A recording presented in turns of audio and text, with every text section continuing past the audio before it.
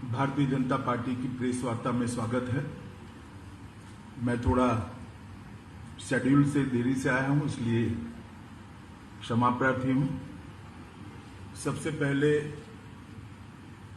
अब शायद 14 अप्रैल के पहले मिलना न हो, इसलिए सबसे पहले आप सभी को बंगाल के नववर्ष की बहुत बहुत शुभकामनाएं देता हूं और बंगाल की जनता को भी आपके माध्यम से बंगाल के नए साल की शुभकामनाएं देता हूं। मित्रों, 3 चरण का चुनाव हो चुका है।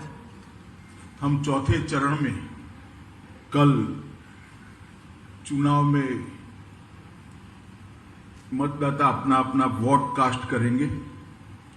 मैंने जैसे पहले बता चुका हूं, तीनों चरण में भारतीय जनता पार्टी को अप्रत्याशित समर्थन बंगाल की जनता का मिला है। हमारे एक आकलन के हिसाब से 63 से 68 सीट, 63 to 68 सीट के बीच में भारतीय जनता पार्टी इस 3 चरण के अंदर जीत रही है। मित्रों, और तृणमूल कांग्रेस का फ्रस्ट्रेशन उनके व्यवहार से, उनके भाषणों से, उनकी बातचीत से स्पष्ट रूप से दिखाई पड़ता है। जिस प्रकार की टिप्पणी ममता दीदी ने सुरक्षा बलों के लिए की है, मुझे आश्चर्य है कि सार्वजनिक जीवन में मेरा बहुत लंबा समय गया है, मैंने ऐसी टिप्पणी कभी नहीं देखी। कोई राज्य की मुख्यमंत्री और राजनीतिक दल की अध्यक्षा अगर ये कहती है कि सीएपीएफ का आप घिराव कर लो, उनको घेर लो, रोक लो, मैं नहीं ऐसा दृश्य मेरे राजनीतिक जीवन में देखा है। ये क्या कहना चाहती है? लोगों को अराजकता की ओर ले जा रही है, चुनाव को शांतिपूर्ण ढंग से समाप्त नहीं होने देना उनका उद्देश्य है, या फिर हर बार की तरह रेगिंग से चुनाव जीतने का उद्देश्य है? मैं इनकी बात को नहीं समझ सकता। और वो बार बार आरोप लगा रही है कि गृह मंत्रालय के इशारे पर सीएपीएफ चुनाव को डिस्टर्ब कर रहा है। दीदी को मैं एक कॉमन सेंस की बात बताना चाहता हूं कि सीएपीएफ जब चुनाव के काम में लगते हैं तब गृह मंत्रालय का कंट्रोल नहीं होता है। पैरामिलिट्री फोर्सेस पर कंट्रोल चुनाव आयोग का होता है। इतनी सादी सीधी बात भी अगर उनको मालूम नहीं है तो मैं मानता हूं कि उनकी बौखलाहट बहुत बड़ी हो गई। हमारे कार्यकर्ताओं पर लगातार हमला होना, हमारे प्रदेश अध्यक्ष दिलीप घोष पर विगत 2-3 दिनों में ही हमला हुआ। कल भवानीपुर में पुलिस स्टेशन के अंदर हमारे कार्यकर्ता बैठे थे, तब उन पर हमला हुआ। और इस हमले के खिलाफ तृणमूल कांग्रेस के एक भी नेता की खंडन की टिप्पणी नहीं है। ये लोग मुंह इशारा कर रहे हैं, मौन इशारा कर रहे हैं कि आप करिए। सार्वजनिक जीवन में इतना तो एक आम बात होती है कि किसी भी हिंसा, किसी भी प्रकार की हिंसा होती है, किसी भी राजनीतिक दल के कार्यकर्ताओं पर हिंसा होती है, सभी लोग इसकी निंदा करते हैं, भर्त्सना करते हैं। मुझे लगता है कि इससे भी तृणमूल कांग्रेस अपना आपा खो बैठी है। जिस प्रकार से इन्होंने माइनॉरिटी वोटर्स को अपील की है कि एकजुट हो जाइए और तृणमूल कांग्रेस के लिए वोट करिए, वो बताता है शायद उनके माइनॉरिटी वोट भी अब धीरे धीरे उनसे खिसक रहे हैं, कहीं और जा रहे हैं, और ये डर भी उनको सता रहा है। वरना इस प्रकार की अपील किसी भी मुख्यमंत्री के मुंह से, किसी भी पार्टी के अध्यक्षा के मुंह से मैं नहीं मानता कि ये उचित है। इस प्रकार के काम करने की बजाय दीदी को चाहिए कि हार के कारणों का एनालिसिस करें। बंगाल की जनता क्यों इनके खिलाफ है, उसका उनको एनालिसिस करना चाहिए। दीदी, बंगाल की जनता आपके खिलाफ है क्योंकि कानून और व्यवस्था की परिस्थिति पूर्णतया चरमरा गई है। बंगाल की जनता आपके इसलिए खिलाफ है कि यहां पर घुसपैठ बेरोक टोक आपने होने दी है। अब तो कलकत्ता में बैठे हुए बंगाली बाबू को भी चिंता है कि 10 साल के बाद कलकत्ता की क्या स्थिति होगी, घुसपैठ अगर इसी तरह से चलती रही। बंगाल की जनता इसलिए आपके खिलाफ है। लाखों करोड़ों जो शरणार्थी आए हैं बांग्लादेश से, उनको नागरिकता देने का कानून मोदी जी लेकर आए, सीएए का विरोध कर रही है, इसलिए हमारे बंगाल के मतदाता आपके खिलाफ है।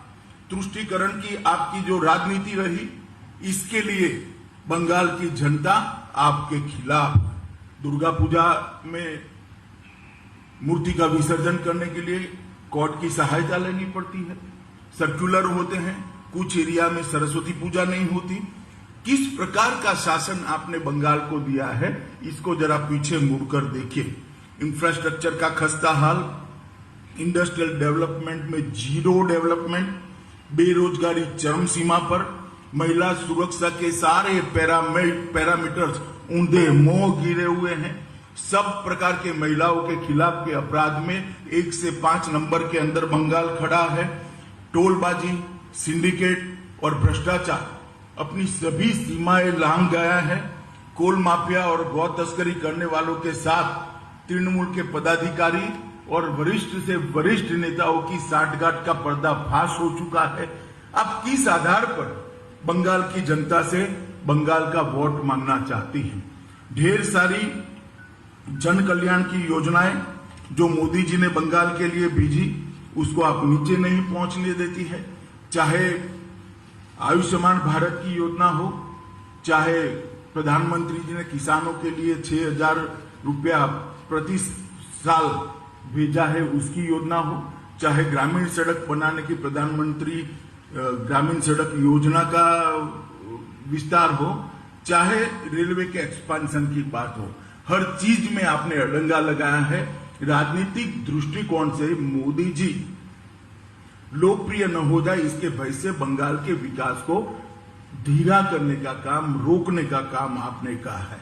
और इसी का कारण है कि आज बंगाल के सर्वदूर कहीं पर भी जाइए, सुंदरवन में जाइए, जंगल महल में जाइए, दक्षिण बंगाल में जाइए, उत्तर बंगाल में जाइए, चाहे राजवंशियों के जाइए, चाहे गोरखाओं के अंदर जाइए, चाहे नामशूद्र के अंदर जाइए, हर प्रकार के बंगाल के वोटर आज भारतीय जनता पार्टी का समर्थन करते हुए दिखाई पड़ते हैं।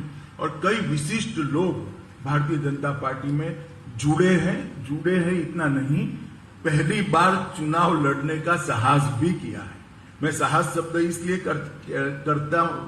प्रयोग करता हूं कि उनकी फितरत में चुनाव लड़ना नहीं था, कभी वो चुनाव लड़ने के अपने जीवन में सोचे भी नहीं होंगे, परंतु बंगाल की स्थिति देखकर उनको भी लगता है कि अब समय आ गया है, उनको भी आगे आने पड़ेगा अगर बंगाल को बचाना है। कई सारे ऐसे लोग हैं, अर्थशास्त्री अशोक लहरी जी, वैज्ञानिक गोवर्धन दास, लेफ्टिनेंट जनरल सुब्रतो साहा, हमारे वरिष्ठ लेखक और पत्रकार सपन दास गुप्ता, इस प्रकार के कई लोग बंगाल के आज भारतीय जनता पार्टी के साथ जुड़े हैं। और बंगाल का जो डिटोरिएशन हुआ है वो हर पैरामीटर में दिखाई पड़ता है। प्रति व्यक्ति आय में 22वें स्थान पर भारत में है। सकल राज्य घरेलू उत्पादन की वृद्धि में 31वें स्थान पर है। राजस्व की वृद्धि, रेवेन्यू की इंक्रीज में वो 10वें स्थान के नीचे है। उद्योग क्षेत्र के जीएसवीए में 20वें स्थान पर है। और देश में जो कंट्रीब्यूशन बंगाल का जीडीपी में 30% था, वो घटता 3.3% पर आ गया। यही बताता है कि बंगाल की स्थिति कितनी खराब है। हमने हमारे घोषणा पत्र के अंदर ढेर सारे संकल्प हम लेकर आए हैं जो बंगाल को सर्वस्पर्शी, सर्वसमावेशी, हर एक कोने को स्पर्शने वाला, हर व्यक्ति का समावेश करने वाला विकास देगा और बंगाल को सोनार बांग्ला बनाएगा।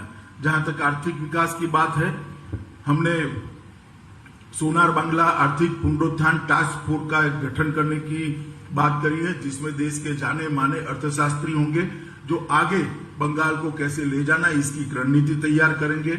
इन्वेस्ट बांग्ला की स्थापना कर निवेश तेजी से आए, इसके लिए एक सरल पद्धति का हम इजाज करेंगे। ईज ऑफ डूइंग की जो तालिका है उसमें देश में बंगाल तीसरे नंबर पर लाने का हमने संकल्प किया है।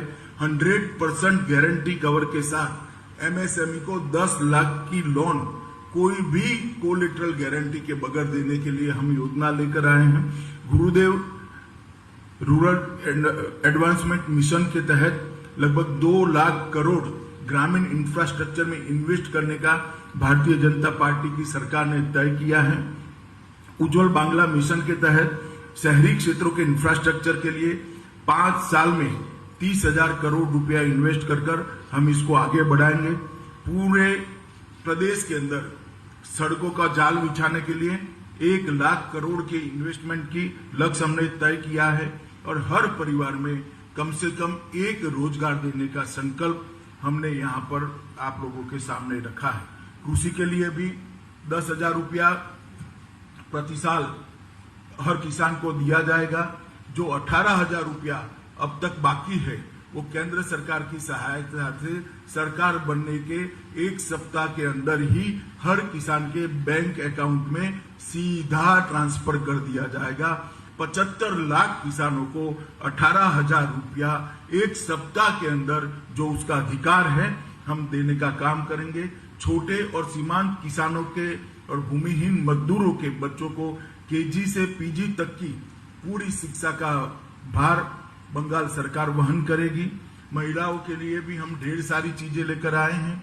महिलाओं के लिए सरकारी नौकरियों में 33% आरक्षण देकर जो अब तक की कमी है इसको पूरी कर बरोबरी पर लाने का हम काम करेंगे। सभी महिलाओं के लिए, बच्चियों के लिए केजी से पीजी तक की शिक्षा हम मुफ्त करेंगे। पब्लिक ट्रांसपोर्ट में महिलाओं का आवागमन हमने फ्री ऑफ कॉस्ट करने का वादा बंगाल की महिलाओं को किया है। उत्तर बंगाल को जितना निग्लेक्ट आज तक किया गया है मैं मानता हूं किसी भी सरकार ने नहीं किया। कुछ मायनों में तो दीदी ने कम्युनिस्टों को भी अच्छा कहला है। उत्तर बंगाल के विकास के लिए दीदी के सरकार ने सबसे ज्यादा अन्याय किया है। ना कोच राजवंशियों की चिंता हुई, ना गोरखाओं की चिंता हुई। चाय और तंबाकू वहां के प्रमुख उत्पाद है, इसके लिए भी कोई उचित रणनीति लेकर नहीं आए और ढेर सारी चीजें ऐसी है जो उत्तर बंगाल को आज परेशान कर रही है। हमने उत्तर बंगाल के विकास के लिए एक उत्तर बंगाल विकास बोर्ड की स्थापना करने का निर्णय किया है। नारायणी बटालियन, जिन्होंने राजवंशियों की एक सेना का नाम था, जिन्होंने मुगलों से उत्तर बंगाल को बचाया था, इसके नाम पर एक सीएपीएफ में बटालियन की स्थापना करेंगे। ठाकुर पंचानन बर्मन के नाम पर एक संग्रहालय और एक भव्य स्मारक बनाएंगे 250 करोड़ रुपए के खर्च से।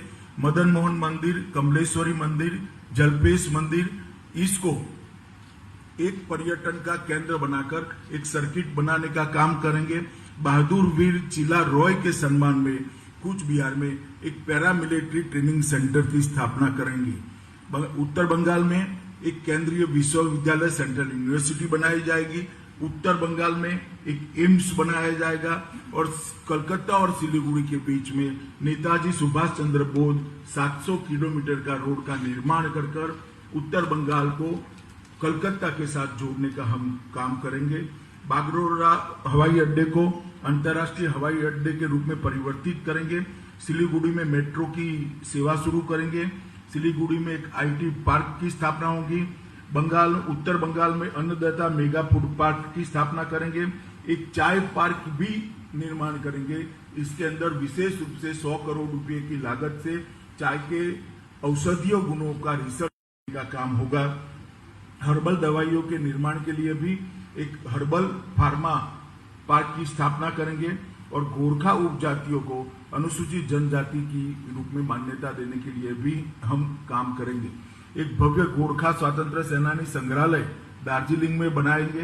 राजवंशी भाषा को बढ़ावा देने के लिए राजभोगी भाषा को स्कूलों में कक्षा 10 तक के पाठ्यक्रम में स्थापित करेंगे और जितने भी चाय बागान, सिनिकोना गार्डन और फॉरेस्ट विलेज और डीआई के निवासी है उनको पट्टा देकर जमीन के हम मालिक बनाएंगे।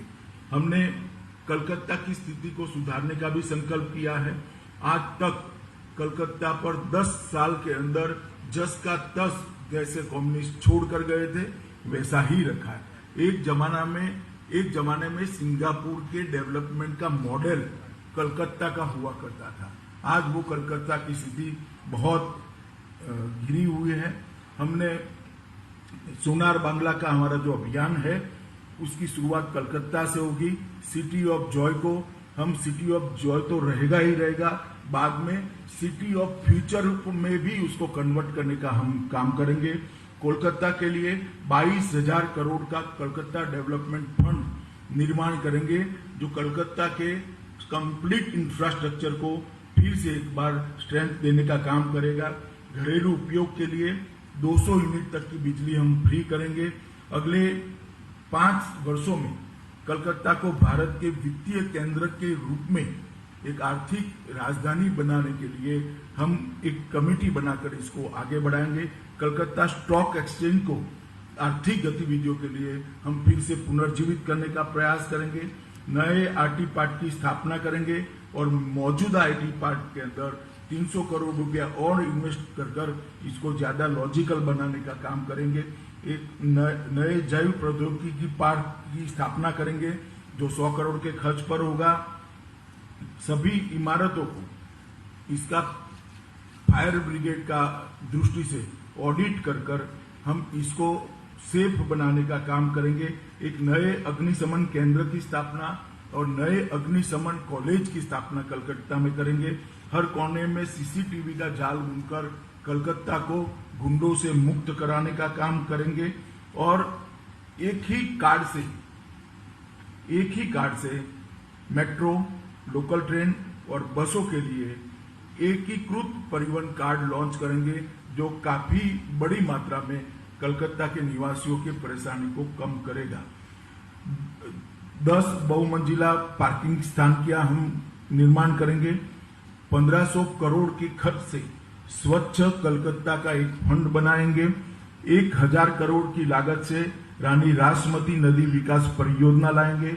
हुगली रिवर फ्रंट की आधुनिक बनाकर एक सुंदर व्यवस्था वहां पर करेंगे। कालीघाट में आदि गंगा नदी को पुनर्जीवित कर उसको कचरे डालने से प्रतिबंध लगाकर फिर से एक बार गौरव देने का काम करेंगे। 10 मॉक टावर की स्थापना करेंगे और कलकत्ता को प्रतिष्ठित यूनेस्को हेरिटेज सिटी में शामिल करने के लिए हम पूरा प्रयास करेंगे। बंगाल की संस्कृति के लिए भी बातें तो बहुत करी है, मगर दीदी के शासन में जितना हास बंगाल की संस्कृति का हुआ है शायद ही कभी हुआ होगा। मैं इनकी बातों में जाना नहीं चाहता। हम एक विजन लेकर, एक दृष्टि लेकर आए हैं। नोबेल प्राइज की तर्ज पर टैगोर प्राइज और ऑस्कार की तर्ज पर सत्यजीत रे अवार्ड कलकत्ता में बंगाल सरकार शुरू कर उसको अंतर्राष्ट्रीय प्रतिष्ठा दिलाने का काम करेगी। 11,000 करोड़ के सोनार बांग्ला फंड से कलकत्ता को देश की सांस्कृतिक राजधानी बनाने का हम काम करेंगे। गुरुदेव सेंटर फॉर कल्चर एक्सीलेंस की स्थापना कर बंगाली संस्कृति को बढ़ावा देने के लिए पूरे देश और विदेश में एक एक्सचेंज का कार्यक्रम शुरू करेंगे। गंगा सागर मेले को अंतर्राष्ट्रीय पहचान देने के लिए 2500 करोड़ का फंड हम रिजर्व कर इसको अंतर्राष्ट्रीय पहचान देंगे। पुरोहित कल्याण बोर्ड की स्थापना कर 3,000 रुपया मासिक हर पुरोहित को देने का काम करेंगे। चैतन्य महाप्रभु आध्यात्मिक संस्थान बनकर बंगाल की विरासत को नए सिरे से पुनर्जीवित करने का हम प्रयास करेंगे। नेताजी को सम्मानित करते हुए देश भर में नेताजी और आजाद हिंद फौज की ऐतिहासिक यात्रा का प्रदर्शन करने के लिए 1,000 करोड़ का फंड हम बनाएंगे। संयुक्त राष्ट्र संघ में बंगाली भाषा को आधिकारिक भाषाओं में से एक भाषा के रूप में मान्यता देने के लिए हम प्रयास करेंगे। सरकारी दस्तावेजों, आदेशों और पत्र व्यवहार में बांग्ला भाषा को हम अनिवार्य करेंगे। राज्य भर में टेक्निकल एजुकेशन, मेडिकल एजुकेशन और लीगल प्रोफेशन के एजुकेशन को बांग्ला माध्यम में पढ़ाई की हम पूरी व्यवस्था करेंगे, जिससे बांग्ला भाषा में भी बच्चे पढ़ सकें। कोलकाता में एक विश्व स्तरीय सोनार बांग्ला संग्रहालय का हम निर्माण करेंगे। 60 वर्ष से अधिक उम्र के कीर्तनकारों को 3000 की मासिक पेंशन देंगे। एक आर्टिस्ट ट्रीट का आयोजन करेंगे। बंगाली फूड फेस्टिवल का आयोजन देश भर में और दुनिया भर में करेंगे। 3 दिवस का त्योहार बांग्लार आलो का आयोजन करेंगे और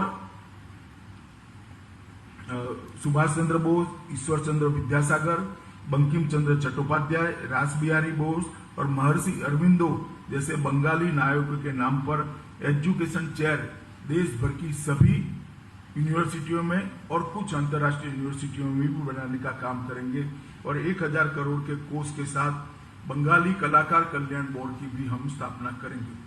मित्रों, अंत में मैं इतना ही कहना चाहता हूं कि भारतीय जनता पार्टी इस चुनाव के अंदर सिर्फ ममता दीदी का शासन ठीक नहीं है, वहां से नहीं रुकती। ममता दीदी का शासन ठीक नहीं है, ये तो हम उजागर इसलिए करना चाहते हैं क्योंकि हम चाहते हैं कि बंगाल की जनता तक सच्ची बात पहुंचे। परंतु इसके साथ साथ भारतीय जनता पार्टी की सरकार बनने के बाद कलकत्ता के विकास के लिए, उत्तर बंगाल के विकास के लिए, बंगाल की संस्कृति के लिए और बंगाल के समग्र विकास के लिए हम क्या करेंगे, इसका भी एक रोड मैप लेकर हम बंगाल की जनता के सामने आए हैं। 3 चरण का चुनाव हो गया है। सुरक्षित बंगाल के लिए मैं सभी मतदाताओं को अपील करता हूं कि सुरक्षित बंगाल के लिए आप बाकी के 5 चरणों में भी भारतीय जनता पार्टी के पक्ष में भारी मतदान करिए। विकसित बंगाल के लिए भी भारतीय जनता पार्टी के पक्ष में भारी मतदान करिए और सोनार बांग्ला के निर्माण के लिए भी भारतीय जनता पार्टी के पक्ष में भारी मतदान करिए। घुसपैठियों की समस्या के निराकरण के लिए वो केवल और केवल भारतीय जनता पार्टी कर सकती है, ना कम्युनिस्ट कर सकते हैं, ना कांग्रेस कर सकती है, ना ममता दीदी कर सकती है। यही ममता दीदी है जिन्होंने घुसपैठियों के खिलाफ उनके नाम मतदाता सूची से कटवाने के लिए 3 बार पार्लियामेंट को डिस्टर्ब किया था। आज वही ममता दीदी उनकी संरक्षक बनी है। कैसे कैसे लोग बदलते हैं मैं तो सोच भी नहीं सकता। यही ममता दीदी है जो एक जमाने में कहती थी कि सीएपीएफ को भेजे, यहां पर चुनाव में रेगिंग हो रही है। वही ममता दीदी आज कह रही है कि सीएपीएफ रेगिंग कर रही है। लोगों के विचार कैसे कैसे बदलते हैं जब अपने स्वार्थ और बदलते हैं, अपने स्वार्थ बदलने के साथ लोगों के विचार कैसे बदलते हैं, इसका उत्कृष्ट उदाहरण ममता दीदी है। मैं आज फिर से एक बार इस बात पर बाहर से कहना चाहता हूं कि भारतीय जनता पार्टी की सरकार बनेगी तो सभी शरणार्थियों को सिटीजनशिप अमेंडमेंट एक्ट के तहत भारत की नागरिकता देकर हम उनको सम्मानित भी करेंगे, उनका पुनर्वसन भी करेंगे और हमारे साथ गौरव के साथ अपना जीवन यापन कर सके, इस प्रकार की स्थिति में लाएंगे। अंत में मैं फिर से मोदी जी के नेतृत्व में सोनार बांग्ला के निर्माण के लिए बाकी के 5 चरण में भी यहां पर बंगाल की जनता भारतीय जनता पार्टी का उसी तरह से समर्थन करे जिस प्रकार से पहले 3 चरण में करा है। ये विनंती कर मेरी बात को समाप्त करता हूं। वंदे मातरम।